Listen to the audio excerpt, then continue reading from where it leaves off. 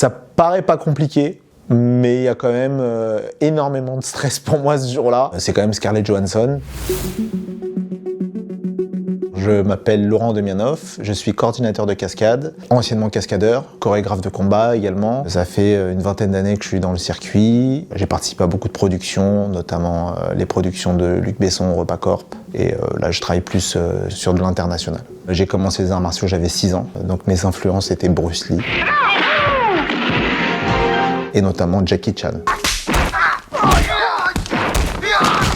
Ça a été très inspirant de le regarder, ça a donné envie. À l'époque, étant petit, je pensais que pour être cascadeur, il fallait aller à Hong Kong pour faire des films. Et en fait, le métier de la cascade se fait partout dans le monde. À partir du moment où il y a du cinéma, il y a de la cascade. Ma plus grosse source d'inspiration a été Jackie Chan. Sinon, Jean-Paul Belmondo, plutôt acteur que cascadeur, mais acteur qui faisait ses cascades. Donc voilà, grosse référence aussi. À l'époque de Bruce Lee, je regardais beaucoup de films de Jean-Paul Belmondo aussi. Alors, coordinateur de cascade, c'est la personne qui gère, qui chapeaute un petit peu toutes les actions d'un film. Ça passe par avoir l'idée, designer, comme on dit aujourd'hui, action design. C'est de designer une action avec des comédiens, avec des cascadeurs, et veiller ensuite à ce que la mise en place se fasse en toute sécurité, que ce soit spectaculaire, comme disent les Anglais, make it real, but make it safe.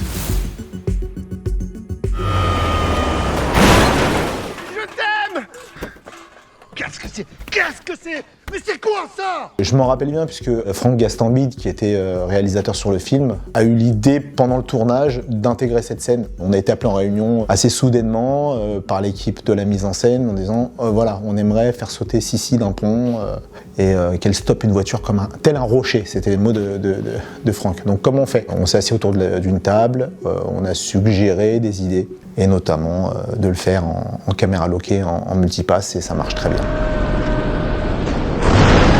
Cette cascade est jolie dans le sens où c'est un travail de collaboration entre plusieurs corps de métier. Alors ça ne dépendait pas que de la cascade physique. Il y a de la cascade mécanique qui a stoppé la voiture, il y a la cascade physique qu'on a gérée et il y a un travail de SFX et de VFX. On a travaillé vraiment en collaboration. Évidemment, chef opérateur qui devait loquer la caméra. C'est une cascade qui est faite en multipass. Le vrai challenge était de faire sauter Sissi. Bon, il a fallu tourner assez vite parce que c'était pas prévu initialement sur le plan de travail, mais tout le monde s'est bien adapté et elle s'est bien déroulée. Il y a à peu près 6 mètres, donc en gros pour donner un peu l'envers du décor, ce qu'on a fait, c'est que nous, on l'a câblé, donc on fait venir des grues, on lui met tout un système de câblage, on a répété en amont, en dehors du pont, pour la faire sauter, pour voir comment elle se sentait avec les hauteurs. Elle était assez à l'aise, elle avait envie de le faire, elle s'éclatait. Donc on l'a fait sauter au câble plusieurs fois dans des tapis, à vitesse réduite évidemment. L'étape suivante a été de le faire au niveau du pont, on l'a fait sauter à vitesse réduite mais à vitesse constante pour avoir une espèce de réalisme quand même, de ne pas sentir qu'elle est ralentie. Elle a sauté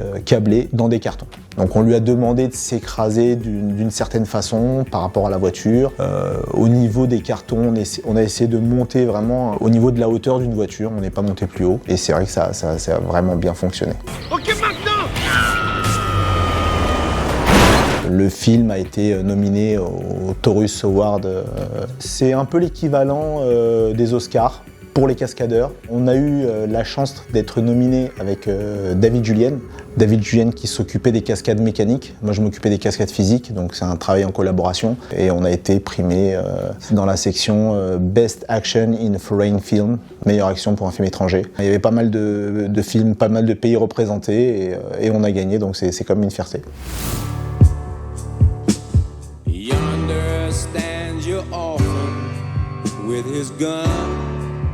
Alors cette scène, contrairement à Taxi 5, c'est une scène qui est prévue dès le départ. Le réalisateur Navot Pouchado, donc qui avait une vision très graphique, voulait cette scène au ralenti. Dès le départ, il a dit je veux un tracking shot ralenti, je veux voir mes actrices courir dedans, se battre, je veux tout au ralenti. Donc ça a été storyboardé dans un premier temps, et puis ensuite on a commencé à chorégraphier la scène. Alors avec ce qu'on appelle un core team, j'avais 5 cascadeurs qui travaillaient avec moi en permanence, donc on a commencé à monter ça à 5, et puis ensuite on a commencé à intégrer le nombre réel de cascadeurs. On a commencé vraiment à peaufiner les actions. Dans les images, on voit c'est cascadeuse française Aurélia. On commence à faire ses actions, on cut, on va un peu plus loin. Sans citer la marque, on tourne avec un téléphone qui fait un très bon ralenti. Et puis après, l'étape suivante, c'est de le faire avec le nombre exact de cascadeurs, de le faire valider par le réalisateur. il est content, on commence à entraîner les comédiennes. Il faut que l'opérateur caméra soit là également pour comprendre ce qui se passe. Parce que du coup, le tracking shot, il ne faut pas suivre l'actrice, il faut partir en même temps et le tracking doit continuer. Et les actrices, à un moment, sont perdues dans l'image, reviennent. Il y a vraiment un processus de travail qui est long. Au départ, on pensait à faire cette scène en motion control, avec une caméra qui va être commandée en informatique pour avoir toujours le même mouvement. Et on pense à faire une multipasse, ce qu'on disait sur Taxi, c'est-à-dire d'avoir d'abord les acteurs, pour avoir ensuite les SFX, puis les cascadeurs, etc. Mais on se rend compte assez vite que ça va être très long de faire comme ça va être très coûteux, et on se dit, est-ce qu'on peut le faire en réel ? C'est-à-dire le tourner à vitesse réelle, que tous les participants bougent à vitesse réelle, et que nous, avec la caméra, on suit. Du coup, on part sur cette option, et sur les essais, on voit que c'est possible. Donc c'est beaucoup de répétitions, c'est beaucoup de timing. Bien sûr, pour faciliter la tâche, le réalisateur à certains moments pose des conditions. Ah non, mais j'aimerais que cet acteur soit là. Non, finalement on va changer. Je veux plus ce pistolet, je veux ça. Chaque changement implique beaucoup de changements au final. C'est très rapide, on est à peu près 2 souvenirs, parce que ça fait longtemps, on est à peu près 250 images. On a tourné avec une fantôme. Donc pareil, au moment du tournage, ce qui est compliqué, c'est qu'il fait super chaud, parce qu'il faut mettre une lumière très forte pour pas avoir cet effet de néon pendant que ça tourne. Les cascadeurs ont leur protection, etc. Il y a un temps de mise en place qui est long. Pour ICT, c'est long, puisqu'on a des vitres qui explosent, etc. Mais on a réussi à le faire dans le temps imparti. Ça a été un beau challenge. À partir du moment où on dit action et cut, il y a à peu près 12 secondes qui se passent. Mais disons qu'on a eu le temps sur ce film de le préparer correctement. La finalité, c'est d'inclure les actrices de répétition. Donc j'ai des images où on a Michelle Yeoh qui s'intègre dans la répétition avec les cascadeurs. Donc c'est plutôt sympa. L'avantage d'une actrice comme Michelle Yeoh, c'est une actrice d'action. Donc le timing, elle le comprend. Les positions, elle les comprend. Ça va relativement vite. Pour l'anecdote, à ce moment-là, c'est le premier jour où on se voit sur le tournage. Elle n'est pas censée venir répéter. Elle vient nous dire bonjour à la salle des stunts. Et c'est elle qui demande à prendre les pistolets. Là, à ce moment-là, on doit entraîner Lena Headey. Très bonne actrice, qui n'est pas forcément une actrice d'action de base. Puis elle a un gros papier aussi sur ce film, donc elle doit beaucoup s'entraîner. Et Michelle Yeoh vient nous dire bonjour, et là, prend les flingues et elle s'intègre dans l'action directement. Limite, je me demande si elle descend pas de l'avion. C'est-à-dire, elle descend de l'avion, on va la chercher, vient dire bonjour à la production, au réalisateur. Le réalisateur qui sait qu'on a tourné, il dit tiens, viens voir Laurent, il est dans la salle avec les stunts en train de répéter, elle vient nous voir, on se fait la bise, ah, ça va, c'est super sympa. Elle voit l'action directement, elle dit ah mais donc ça c'est ma scène finale. Oui, ok. Est-ce que je peux prendre les flingues? Et elle s'intègre directement. Là, pour le coup, on a plusieurs actrices qui sont là, qui regardent et qui se disent « Ah d'accord, ok ». Mais chez lui, elle comprend tout de suite le niveau. Et bon, en dehors de cette scène, elle a eu des scènes de combat. Elle combat notamment avec une chaîne dans la librairie. C'est pareil, les chorégraphies, elle les apprend comme ça. Très cohérente. À partir du moment où on lui apporte quelque chose qui lui plaît, elle nous laisse notre espace de travail. Elle n'est pas là à vouloir changer les choses. Au moment où j'étais cascadeur, j'avais fait un film qui s'appelait Babylon ID et j'avais une altercation avec Michelle. Et de ce moment-là, parce que c'est quelqu'un qui est vraiment gentil, elle s'est rappelée de moi. Donc moi, ma référence était Police Story 3. Où elle est juste exceptionnelle dans ce film. Et c'est vrai qu'à ce moment-là, déjà, c'était quelque chose. Et là, sur ce film, de pouvoir la diriger en action, ça a été... on touche quelque chose, c'est quand même quelque chose. Elle est très travailleuse, précise, et humainement très, très sympa. Je veux dire, ça, c'est autre chose encore. On a des acteurs, pas qu'ils ne soient pas sympas, moins accessibles, on va dire. On va dire que Michelle Yeoh est très accessible. Quand elle voit quand même qu'il y a du cœur à l'ouvrage, elle y met beaucoup aussi. Donc c'était un plaisir de faire ce film avec elle. Enfin, ça a été des retrouvailles, on va dire, entre guillemets, où on a été gâtés. On a été gâtés, j'avais une petite équipe française dessus. Elle nous a tous invités à manger au restaurant. Super souvenir.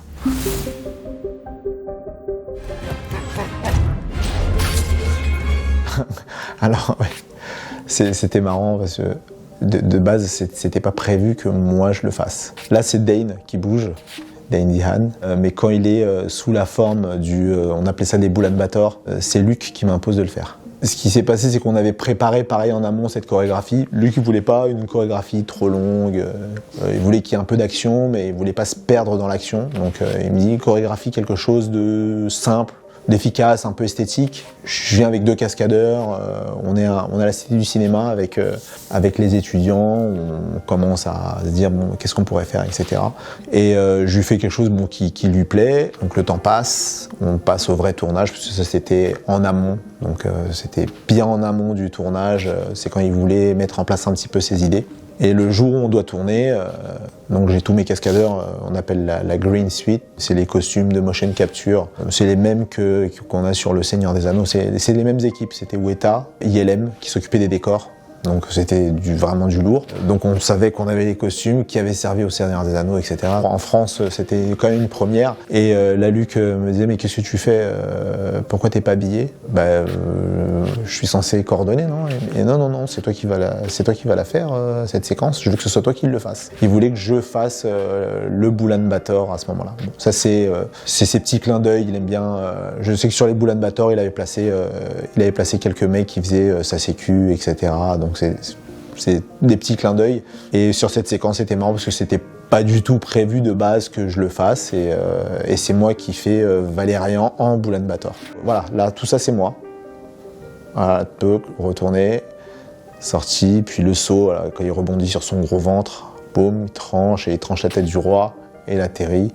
Voilà, tout ça, c'est moi. C'est vrai que quand on coordonne ou on chorégraphie, en général, c'est toujours mieux quand même d'être à l'extérieur, de voir tout ce qui se passe. Et c'est vrai que pour ce film, c'était sympa de pouvoir mettre le costume, de pouvoir bouger un peu, voilà. Et de garder au final ce souvenir d'image, de dire bon, c'était moi qui l'avais fait. Pour l'anecdote, pour cette scène, pareil, donc on doit entraîner Dane DeHaan. Ça a été aussi sujet à critique. Il bouge peut-être un peu lentement. Il faut savoir que les armes, on a voulu être proche du réel. En général, les armes blanches sont faites en aluminium ou sur des matériaux très légers pour que ça aille vite. Luc voulait qu'il y ait du réalisme dans le mouvement. Donc on a fait des armes qui avaient à peu près le poids, enfin en tout cas pour Dane, le poids d'une vraie épée. C'est comme il récupère des épées à ces créatures, des Boulan-Bator, il fallait que ce soit dur pour lui au moment où il est en être humain. Il fallait que le maniement, en tout cas, ne soit pas super fluide, super rapide. Il fallait qu'il y ait un réalisme. Dane a travaillé là-dessus, et tous ceux qui font les Boulan-Bator, ils sont assez grande taille, donc tous mes gars étaient des échassiers. Tous les cascadeurs étaient des échassiers en tenue pour combattre contre Dane. Donc ils sont vraiment à 2 mètres et quelques. On a les vraies références de taille. Donc c'était des échassiers qui étaient vraiment très bons, puisqu'ils se déplaçaient sur leurs échasses, ils faisaient leurs réactions sur leurs échasses.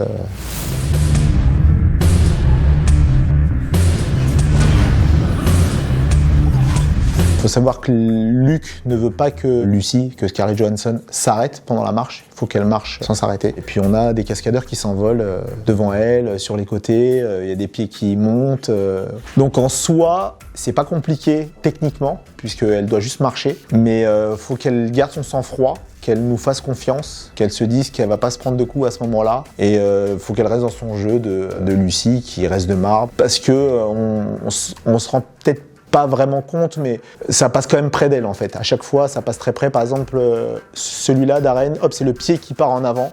On est assez près et à aucun moment elle s'est arrêtée. Et le processus pour arriver à faire cette scène, c'est qu'on travaille en amont avec les cascadeurs, doublure, parce que lui qui est formel, on lui demande est-ce que Scarlett dévie certaines fois. Non, elle marche tout droit et les mecs s'envolent autour d'elle. Ah, est-ce qu'on peut avoir un peu de recul? Non, ça passe très près. Voilà. Donc le challenge, il est là. Donc on travaille avec une doublure au départ, avec des protections, pour être sûr que c'est safe. Et puis petit à petit, on vient intégrer l'acteur dans ce genre d'action. Pareil, avec protection, il faut la mettre en confiance. Il faut lui dire que c'est dangereux, mais que c'est safe en même temps. Voilà, puisqu'il ne faut pas les effrayer non plus, mais il faut leur faire comprendre qu'il y a un risque. Donc il ne faut pas le prendre à la légère. Et que ce qui est important, c'est de toujours garder le même rythme de marche. Tout le temps, en répétition, tout le temps. Parce qu'on travaille à vue, en fait. Sur ce type de cascade, on n'a pas un timing vocal. C'est-à-dire 1, 2, 3. Des fois, on peut travailler comme ça. Là, on travaille à vue. C'est-à-dire qu'à partir du moment où Scarlett arrive à un certain niveau, hop, il y en a un qui s'envole, puisqu'ils ont du mouvement avant. Donc il faut qu'on soit cohérent. Là, par exemple, Maurice, il met 2 coups de poing. Avant qu'il envoie le 3e, il faut qu'il monte.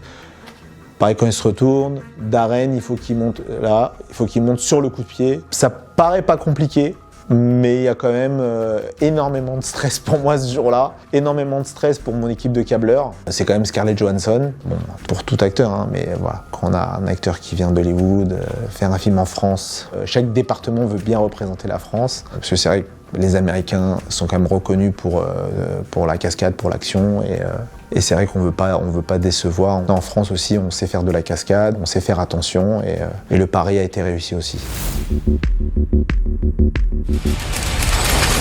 J'ai été appelé par Chad Stahelski directement, donc ça a été quand même une fierté d'être appelé par Chad. Pour ceux qui connaissent pas Chad Stahelski, donc le réalisateur de John Wick, c'était un cascadeur. C'est un peu comme l'histoire du gladiateur, c'est le cascadeur qui est devenu chorégraphe, qui est devenu coordinateur, qui est devenu second unit director et qui est devenu réalisateur. Et réalisateur, producteur aussi sur son film. Il est réalisé, il produit John Wick. John Wick, c'est le film par excellence pour un cascadeur. Ça devient la référence. On a tous les films Marvel, super-héros, etc. Mais on a cette franchise John Wick qui met en avant vraiment l'action. La particularité de Chad, c'est que quand il filme une action, il veut pas la tricher, il veut faire des plans larges, longs. Donc beaucoup de mérite pour Keanu Reeves qui s'entraîne vraiment comme une machine, qui est pareil au passage, qui est très gentil, humainement une crème, enfin c'est rarement vu ça. Pas juste que comme acteur, hein, mais vraiment comme personne très gentille. Pour l'anecdote, ils se sont connus sur Matrix. Chad était la doublure de Keanu à ce moment-là. Ils sont devenus amis, voilà. Ça a évolué sur des projets, etc. Et notamment sur John Wick. Donc John Wick, c'est un peu la référence pour les cascadeurs, parce qu'on sait qu'il y aura de la cascade. Il y aura des chutes d'escalier, il y aura des chutes de hauteur, il y aura de la bagarre, il y aura des poursuites en voiture, il y aura des percussions en voiture. On essaie de faire au maximum du vrai, d'utiliser les effets spéciaux vraiment à bon escient, parce qu'on en utilise évidemment du VFX, mais à bon escient, pas à outrance. Donc j'ai la chance d'être appelé par Chad pour m'occuper de la chorégraphie de certaines scènes. Donc sur un film comme John Wick, il n'y a pas un coordinateur de cascade, il y en a plusieurs. Il n'y a pas un chorégraphe, il y en a plusieurs. Il y avait aussi un chorégraphe japonais, il y avait les chorégraphes de l'équipe américaine, et il y avait on a eu l'honneur d'avoir une team française donc, que je représentais. J'ai pu amener un core team de 6 cascadeurs qui sont de mon équipe, que je jugeais vraiment les plus aptes à faire John Wick à ce moment-là. Donc on commence le film vraiment au moment de la prépa à Berlin. Et puis au fur et à mesure, on gagne la confiance de Chad qui dit bon bah tiens j'ai besoin de plus de mecs, appelle-moi des mecs. Du coup on a un quota de cascadeurs français sur John Wick qui est énorme. C'est vrai que sur ces dernières années, les cascadeurs physiques, notamment tout ce qui est combat, arts martiaux, sont très cotés. On a des très bons performeurs en France. On a la chance d'avoir une grosse équipe et on a la fierté de se dire bon ben voilà, on était sur John Wick, on a fait le travail, ils ont aimé et maintenant on attend de voir le film. Et je pense que bon ben, à l'occasion on en reparlera, mais de très belles séquences. Tu es prêt, John? Oui.